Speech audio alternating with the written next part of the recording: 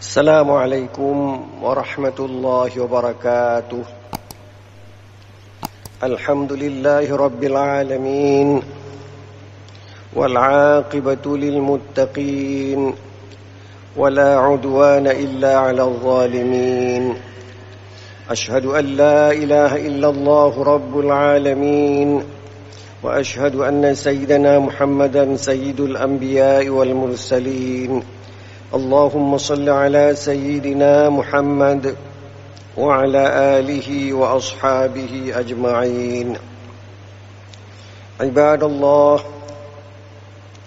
hadirin hadirat peserta halaqah maghrib di Masjid Raya Baitur Rahman yang kita cintai ini, para pendengar radio Baitur Rahman, para pendengar radio RRI Banda Aceh, para pendengar Serambi FM, dan para pendengar radio-radio lainnya yang turut serta menyebarluaskan halaqah maghrib dari Masjid Raya Baitur Rahman Banda Aceh.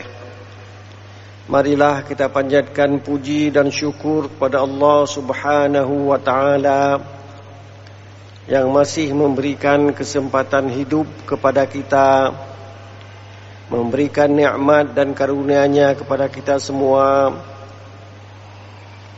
Mudah-mudahan kita telah menggunakan nikmat Allah itu sesuai dengan tuntunannya.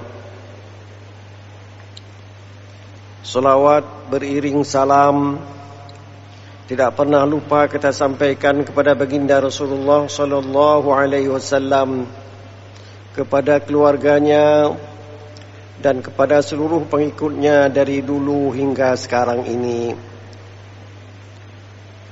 Hadirin hadirat yang berbahagia, kita akan menghadapi hari raya yang diberi nama dengan Idul Adha atau hari raya kurban. Kita diminta bagi yang punya kesanggupan untuk menyembelih kurban pada hari raya Idul Adha ini. Para ulama menceritakan kepada kita bahawa perintah Allah kepada hambanya bermanfaat untuk hamba dan tidak ada gunanya untuk Allah Subhanahu wa Ta'ala. Kita masih ingat bagaimana cerita Nabiullah Ibrahim alaihi salam dengan anaknya Ismail. Nabi Ibrahim sudah tua, tapi beliau tidak dianugerahkan putra.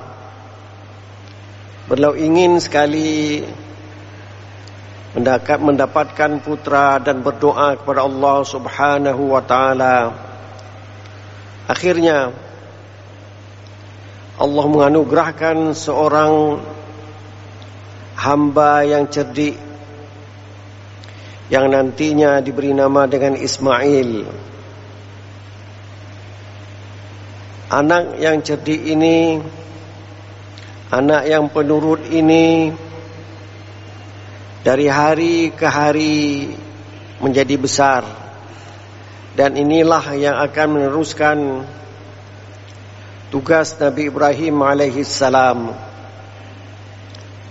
Ketika dia berumur dewasa, falamma balagha ma'ahu sa'ya, ketika dia sudah sanggup bekerja sendiri, Nabi Ibrahim berkata kepada anaknya, "Ya bunayya, wahai anak kesayanganku, yang aku telah lama ingin engkau lahir menjadi anakku. Inni ara fil manam." Saya lihat dalam mimpi. Mimpi seorang nabi beda dengan mimpi kita. "Anni azbahuk," saya menyembelihmu. Bagaimana pendapatmu? Madza tara? Bagaimana pendapatmu wahai ayahku, wahai anakku?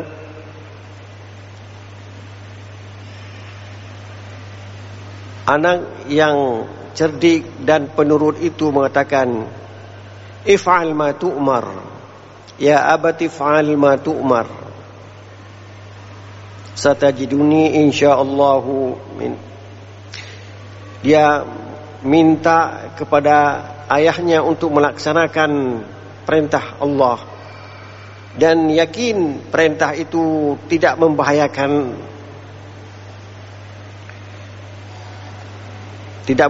hamba Allah Subhanahu wa taala. Padahal disuruh sembelih, tapi dia mau menyembelih dengan keyakinan perintah itu tidak berbahaya kepada makhluk dan tidak ada manfaat kepada Allah Subhanahu wa taala. Perintah harus dilaksanakan. Nabi Ibrahim melaksanakan tugas dengan penuh keikhlasan. Akhirnya wafadainahu bidzibhin azim. Akhirnya karena sudah nampak bagaimana tulusnya seorang ayah dan seorang anak, digantikan dengan sembelihan yang besar atau kambing yang besar. Itu satu. Contoh yang kedua, mama dari Nabi Musa alaihi salam, ketika dia mengandung, takut anaknya laki-laki nanti akan disembelih oleh Fir'aun. Datang perintah Allah, aniqdhi fihi fit tabut faqdhi fihi fil yam. Letakkan anak itu di sebuah peti dan letakkan pula peti itu dalam sungai Nil. Logika kita berjalan, kalau anak itu dikhawatirkan akan disembelih, kemudian diperintahkan untuk diletakkan dalam sungai, sama saja. Tapi dia meletakkan anaknya dalam peti dan peti itu diletakkan dalam sungai dengan keyakinan bahwa perintah Allah itu tidak membahayakan makhluknya. Dihanyutkan anak itu, akhirnya diambil oleh pembantu Fir'aun, dan Nabi Musa hidup dalam bimbingan Fir'aun. Dua contoh ini membuktikan bahwa perintah Allah itu berguna untuk umat manusia. Dan perintah Allah kepada kita sekarang ini adalah, kalau ada uang 2,5 juta atau 2,800,000 atau 3 juta, belilah seekor kambing atau ripe dengan teman-teman sehingga bisa beli seekor lembu 7 orang untuk 7 orang.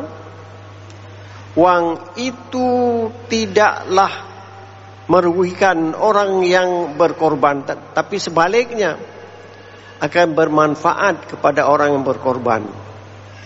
Persis seperti apa yang dilaksanakan oleh Nabi Ibrahim dan Nabi Ismail, sama pula dengan apa yang dikerjakan oleh ibu Nabi Musa alaihi salam. Berguna bagi hamba Allah Subhanahu wa taala. Kita ingin kalau ada uang cukup untuk membeli seekor kambing, belilah. Dan uang kita akan ditambah lagi. La in syakartum la azidannakum wa la in kafartum inna azabi lasyadid. Marilah kita bersyukur kepada Allah. Uang yang ada pada kita sisihkan untuk membeli seekor kambing atau patungan dengan orang lain membeli seekor lembu. Mudah-mudahan uang kita itu akan digantikan oleh Allah Subhanahu wa taala sebagaimana Allah menggantikan lehernya Nabi Ismail dengan seekor kambing yang besar. Hadirin hadirat yang berbahagia, sambil kita duduk beriktikaf, sambil kita duduk menunggu tibanya waktu Isya, mari kita bacakan beberapa potong ayat suci Al-Quranul Karim yang pada malam ini telah sampai kepada ayat 16 dari surat Ibrahim yang berbunyi, A'udzu billahi minasyaitonir rajim. Bismillahirrahmanirrahim. Min waraihi jahannam wa yusqa min ma'in sadid. Shadaqallahul azim. Ayat 16 masih terkait dengan ayat sebelumnya yang menceritakan bagaimana para rasul atau penantangnya sama-sama minta pertolongan kepada Allah Subhanahu wa taala agar mereka menang. Nabi ingin menang, musuhnya juga ingin menang. Wastaftahu, mereka minta pertolongan. Ada yang mengatakan yang minta ini para nabi. Ada pula yang mengatakan yang minta ini adalah musuh-musuh nabi. Wa khaba kullu jabbarin anid. Dan binasalah setiap orang yang bertindak sewenang-wenang dan keras kepala. Kita bisa minta kepada Allah apa yang kita inginkan, tapi doa kita akan makbul kalau kita patuh pada Allah Subhanahu wa taala. Kalau orang yang menentang Nabi, menentang para rasul, minta tidak dikabul permintaannya, wa khaba, dan binasalah kullu jabbarin anid, setiap orang-orang yang bertindak sewenang-wenang dan keras kepala melawan perintah Allah Subhanahu wa taala melalui para rasul. Disambung ayat 15, ayat 16, min waraihi jahannam. Ada yang mengartikan di belakangnya itu ada neraka jahanam. Ada juga orang yang mengartikannya di depan dia, sesudah dia meninggal, dia akan dimasukkan ke dalam neraka jahanam. Orang yang menentang para rasul, orang yang menentang para nabi, orang yang menentang para pendakwah, mereka akan memasuki neraka jahanam. Wa yusqa min ma'in sadid, dan dia akan diberi minum dengan air berasal dari nanah.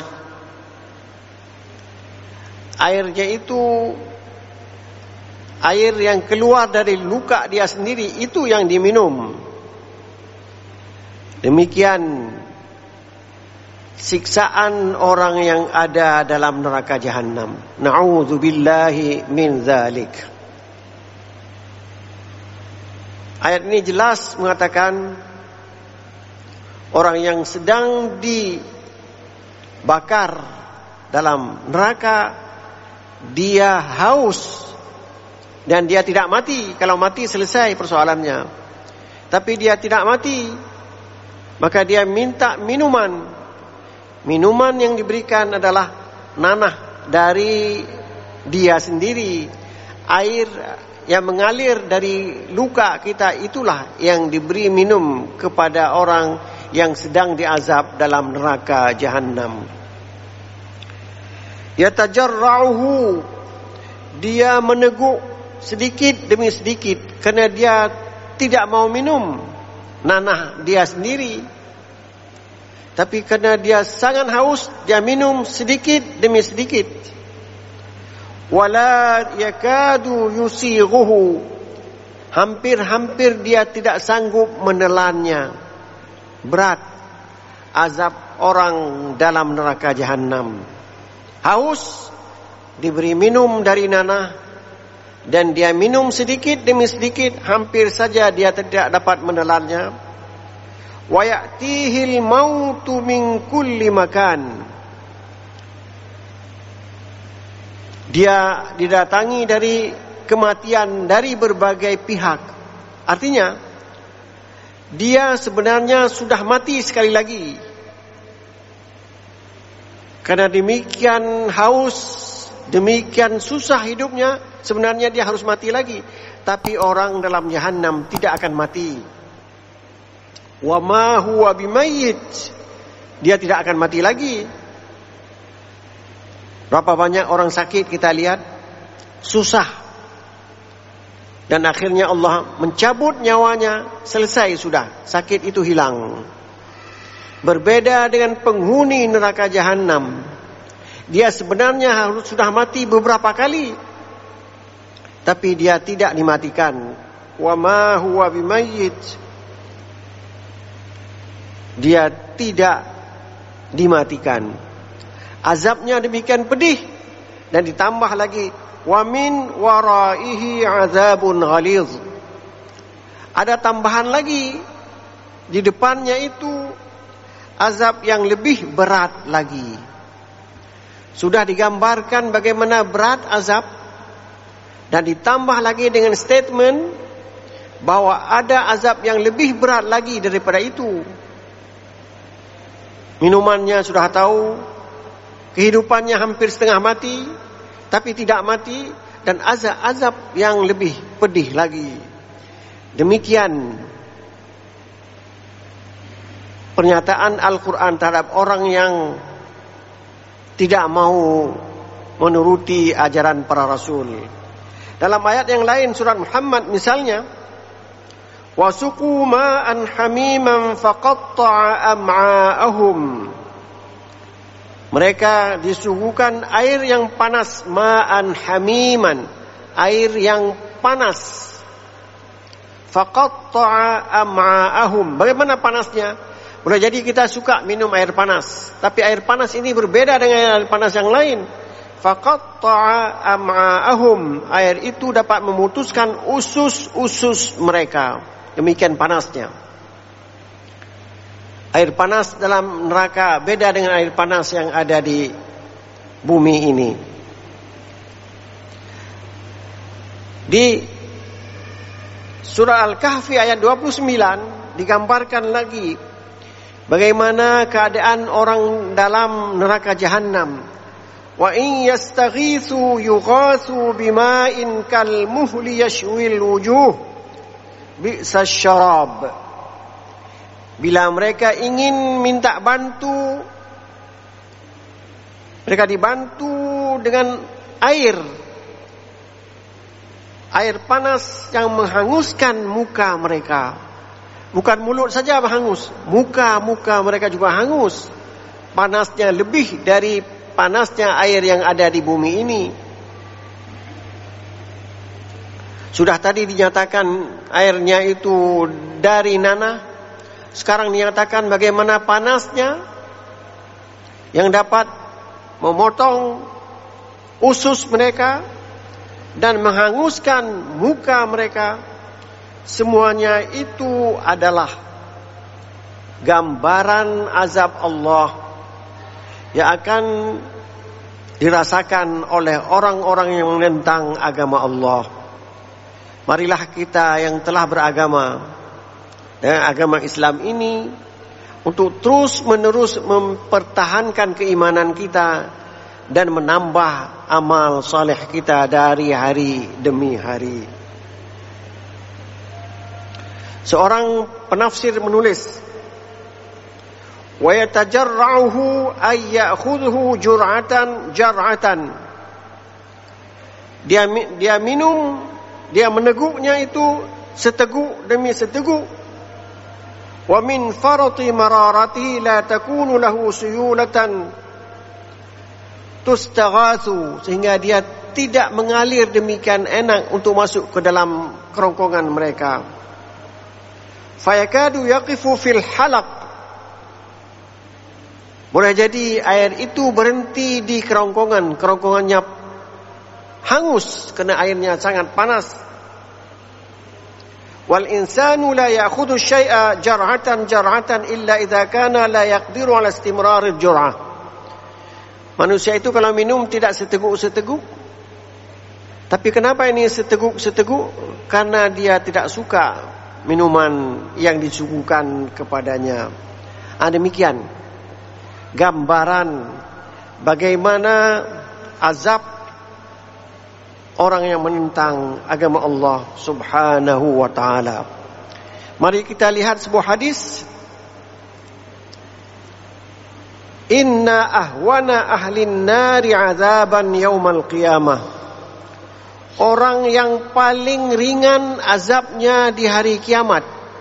Dah masuk neraka, dia dapat azab yang paling ringan. Kalau tadi azabun ghalidh, azab yang berat. Ini tidak. Rasulullah ingin menggambarkan bagaimana azab yang dirasakan oleh penghuni neraka, azab yang paling ringan. Inna ahwana ahlin nari azaban yaumal qiyamah. Azab yang paling ringan yang dirasakan oleh penghuni neraka Jahannam di hari kiamat adalah la rajulun yudau fi akhmasi qadamaihi jumratani yaghli minhuma dimaghah. Seseorang yang diletakkan bara api di kedua kakinya, akibatnya otak kepalanya dia itu mendidih. Demikian panas api neraka yang ada di hari kiamat nanti. Padahal diletakkan hanya di ujung kaki, tapi yang mendidih adalah otak. Demikian panasnya. Itu paling ringan. Apalagi azabun ghalidh, azab yang sangat berat. Kemudian ada orang yang bertanya, dulu kalau orang jahiliyah suka menolong orang lain, di antara sifat-sifat orang Arab adalah memuliakan tamu. Persis seperti orang Aceh kita, memuliakan tamu. Ada ayam jantan ada di rumahnya, tidak disembelih untuk anaknya, tapi kalau datang tamu disembelih. Orang Arab demikian juga, sangat-sangat memuliakan tamunya. Kalau orang itu begitu, bagaimana? Apakah dia akan mendapat azab yang paling ringan sampai otaknya mendidih, atau bagaimana? Ayat ke-18 dari surat Ibrahim menjawab, Masalul ladzina kafaru bi rabbihim. Sebuah perumpamaan orang-orang kafir terhadap Tuhan mereka. Orang-orang Arab yang tidak mau percaya kepada Allah. Mereka lebih percaya kepada Lata dan Uzza. Atau ada orang yang menyembah Allah, tapi juga menyembah pepohonan, atau menyembah matahari. Sama saja.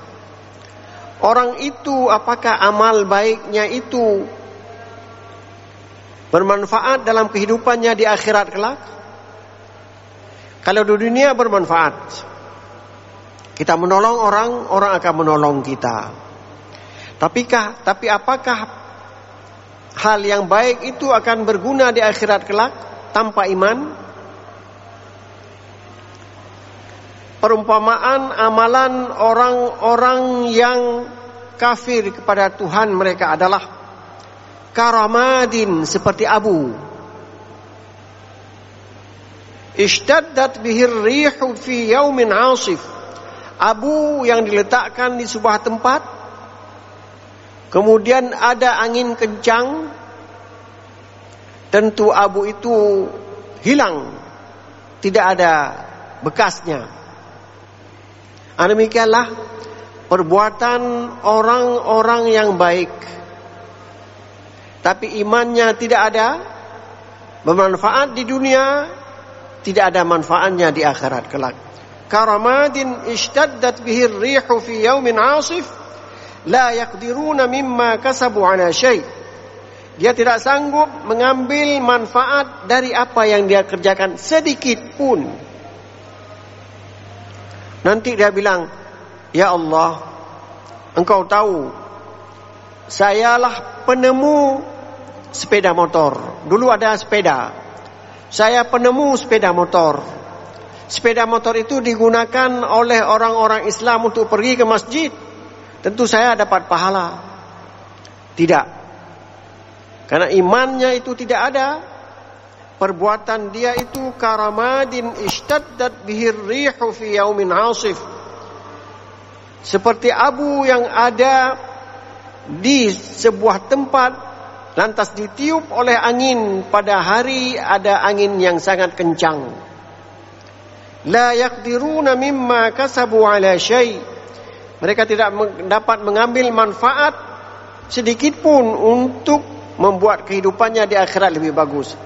Zalika huwad dalalul ba'id. Itulah kesesatan yang sangat jauh. Hal ini diulangi lagi, diberitahu lagi kepada orang Islam yang punya keimanan. Lantas dia bersedekah. Kemudian sedekah itu dibatalkan dengan bil manni wal adza. Bil manni wal adza itu dengan menyebut-nyebut kembali apa yang telah disampaikan. Banyak orang nyan dodo nyampeng dari loannya. Itu tidak ada faedah lagi. Sedekah itu pernah dia berikan tulus, tapi karena diulang-ulang sehingga orang itu merasa tersinggung, amalnya itu hilang. Allah berfirman dalam surah Al-Baqarah ayat 264. Ya ayyuhalladzina amanu la tubtilu sadaqatikum bil manni wal adza. Wahai orang-orang yang telah beriman, jangankanlah kamu batalkan sedekahmu dengan cara menyebut-nyebut dan mengganggu perasaan orang yang menerima itu. Jadi kita beramal saleh mudah, tapi menjaga amal saleh itu payah. Kita bersedekah mudah di saat kita banyak uang. Tapi di suatu saat ketika kita ada perselisihan dengan orang tersebut, kita menyebutkan nyanji nanti kula taman kutalun analun hang kema. Itu tidak ada lagi pahala dari apa yang dikerjakan itu. Kalladzi yunfiqu malahu ria'an nas. Seperti orang memberi nafkah kepada orang lain, ria'an nas, untuk memperlihatkan kepada orang lain. Ada maksud-maksud lain. Saya bersedekah ini, saya menyumbang ini, ada maksud lain saya. Bukan karena Allah. Ada maksud. Kita tahu apa maksudnya. Semua kita dalam kehidupan ini kita tahu. Banyak orang membantu kita tapi bantuannya itu tidak ikhlas. Ada batu di balik udang atau ada udang di balik batu. Wala yu'minu billahi wal yaumil akhir. Dan dia tidak beriman kepada Allah. Jadi dia tidak mengharap pahalanya nanti ada di hari akhirat. Tidak. Dia ingin pahalanya sekarang. Saya menyumbang ini, dia akan membantu saya akan dapat uang 3 kali lipat dari sumbangan saya itu. Itu tidak ada harganya. Seolah-olah sedekah itu sudah batal sendiri. Famathaluhu kamathali safwanin alaihi turab. Contoh pekerjaan orang itu seperti abu yang ada di atas batu licin. Ada sebuah batu yang licin, di atasnya diletak abu. Fa asabahu wabil. Datanglah hujan lebat. Abu yang ada di atas batu, lantas datang hujan lebat, bagaimana? Dia akan hilang, mengalir bersama air, tidak ada tinggalnya. fatarakahu salda, batu itu menjadi licin kembali. La yaqdiruna ala syai'in mimma kasabu, dia tidak sanggup mengambil manfaat dari apa yang dia kerjakan itu. Wallahu la yahdil qaumal kafirin, Allah tidak memberi petunjuk pada kaum yang kafir. Demikian. Jadi sedekah kita dianjurkan lebih banyak, tapi menjaga sedekah itu juga harus hati-hati, karena pahala sedekah itu akan hilang seketika ketika kita mengganggu perasaan orang yang menerimanya. Jadi pekerjaan orang-orang yang telah kita kerjakan tadi sama dengan man kanat hijratuhu ila dunya yusibuha, sama dengan orang berhijrah kena mengharap pahala di dunia, ya dapat dia di dunia ini. Aw imra'atin yankihuha, atau ingin kawin dengan seorang perempuan, ya dapat kawin dia. Fa hijratuhu ila ma hajara ilaih, hijrahnya itu sesuai dengan niatnya, itulah yang dia peroleh. Apakah pahala hijrahnya akan dapat di akhirat? Tidak ada sama sekali. Persis seperti orang yang bersedekah tadi, pahalanya dapat di dunia karena dia ingin mengharap sesuatu, ria'an nas, memperlihatkan kepada manusia, dia dipuji, dia begini, dia begitu. Tapi di akhirat tidak ada lagi.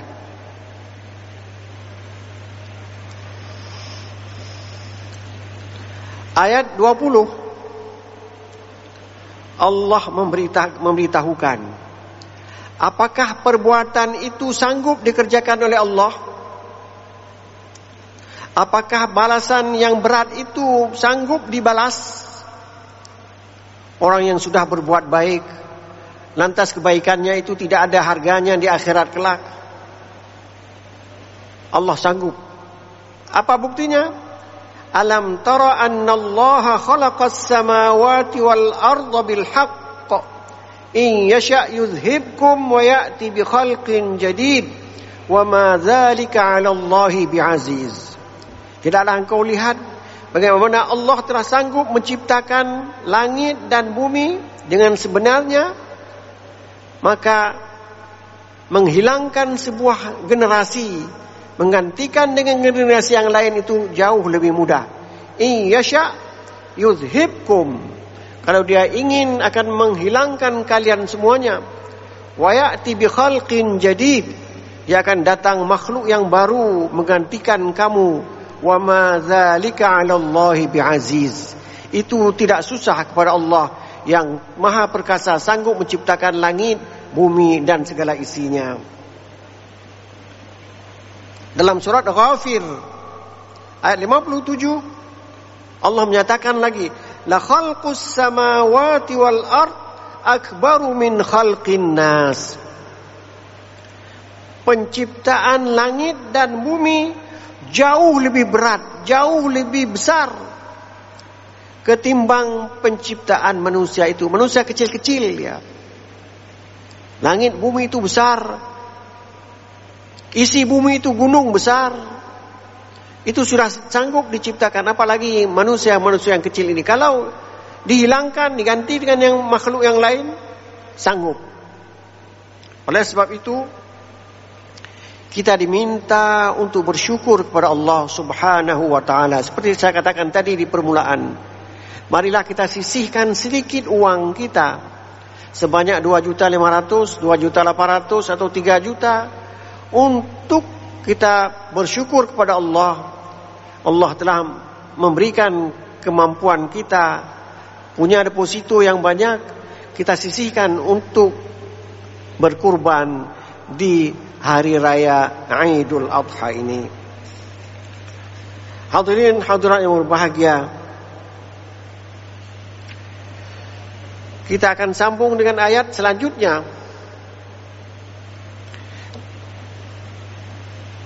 Ha antum haula'i tud'auna litunfiqu fi sabilillah, mereka itu yang dipanggil untuk bernafkah kepada jalan Allah.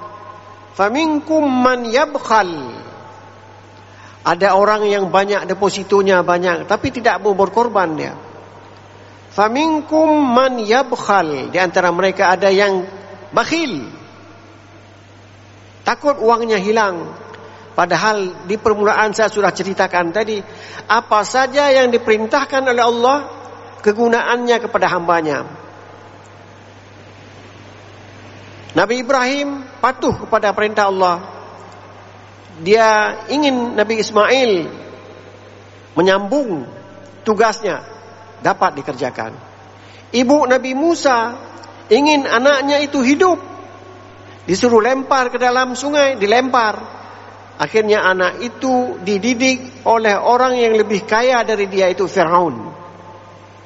Kalau di rumahnya mungkin makanannya itu sederhana, tapi di istana makanannya itu mewah sekali.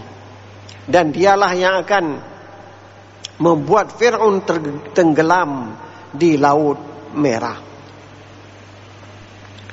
Hadirin hadirat berbahagia. Sekarang kalau orang tidak beriman mengganggu orang beriman, dan memang demikian, kita beriman selalu mendapat rong-rongan daripada orang lain, tidak suka kepada kita.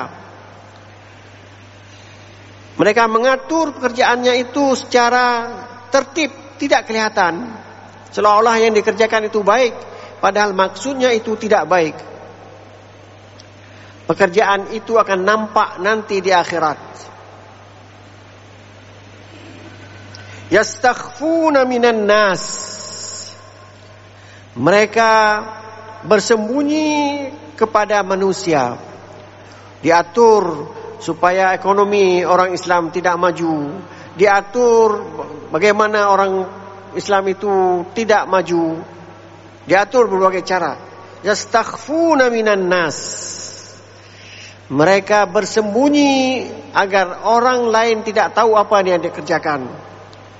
Wala yastakhfuna minan nas, wala yastakhfuna minallah. Tapi dia tidak dapat menyembunyikan pekerjaan itu daripada Allah. Allah tahu apa yang dia kerjakan itu. Kenapa? Wa huwa ma'hum. Allah itu bersama mereka, mengetahui apa yang mereka kerjakan. Kalau baik dibalas baik, kalau jelek ya dibalas jelek. Idh yubayyituna ma la yarda minal qaul. Ketika mereka mengatur pekerjaan-pekerjaan yang tidak diridhai oleh Allah Subhanahu wa taala. Kita harus menghancurkan orang Islam. Kita harus. Itu yubayyituna diatur dengan cara yang sangat sempurna sehingga tidak tahu apa maksudnya itu. Wa kana Allahu bima ya'maluna muhita. Dan Allah mengetahui apa yang mereka kerjakan. Bukan sekedar mengetahui, muhit, mengetahui keseluruhan. Kita mungkin seperti kita melihat seekor lembu, kita lihat ekornya. Tapi kita tidak muhit, tidak mencakupi melihat lembu itu atau gunung dan sebagainya.